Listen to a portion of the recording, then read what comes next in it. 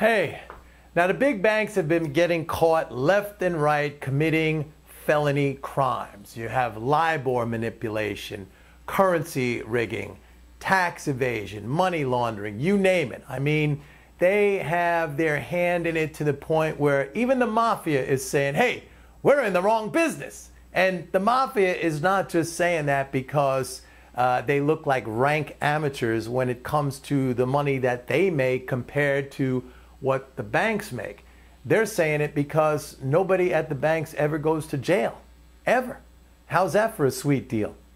But I'm not going to talk about the crimes of Wall Street and big finance. I got to tell you, I can't. It just makes me too depressed if I talk about that. However, what I am going to talk about is the outrageous salary of Jamie Dimon. Now, Jamie Dimon, of course, is the CEO of JP Chase. And that makes me depressed too when I talk about his salary, but it's just more fun to talk about. By the way, everything I'm going to say, it also applies to other bank CEOs, but I'm using Jamie Dimon as an example because, you know, he's always praised and talked about and fawned over like he's God's gift to CEOs. You know, Jamie Dimon's got a hotline to the president. And when he testifies before Congress, the lawmakers, they always treat him with kid gloves and they look at him like, you know, he's Jesus walking on water. But how great really is Jamie Dimon? Let's break it down, okay? JP Chase is a huge bank with $2.6 trillion in assets. And on those $2.6 trillion, the bank earned $30 billion last year before taxes. That's a little over a 1% return, or roughly equivalent to the yield on a 3-year Treasury note, maybe slightly a little bit more. Now for this, Dimon got paid $27 million. I mean, you can literally take your money and stick it in a 3-year Treasury and do as well as Jamie Dimon. But believe me, nobody's going to treat you like you walk on water, and nobody's going to pay you $27 million. Now let's look at another bank, the Federal Reserve. Fed's a bank, just like JP Chase. It owns assets, mostly Treasury securities, also some loans.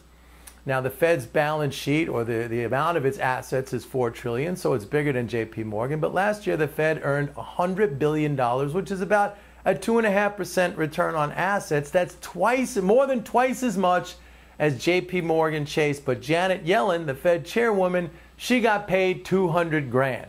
So her bank made twice as much as JP Morgan, but she earned less than 1/100th the amount of Jamie Dimon. You got that? That means Jamie Dimon earned more than 100 times what Janet Yellen did. It's ridiculous. And where does the money come from to pay Dimon this huge salary? It comes from me and you and everyone else in society in terms of fees, expenses, and things that we have to pay for to justify these huge salaries and their fancy offices and the junkets and the private jets and whatever else they get.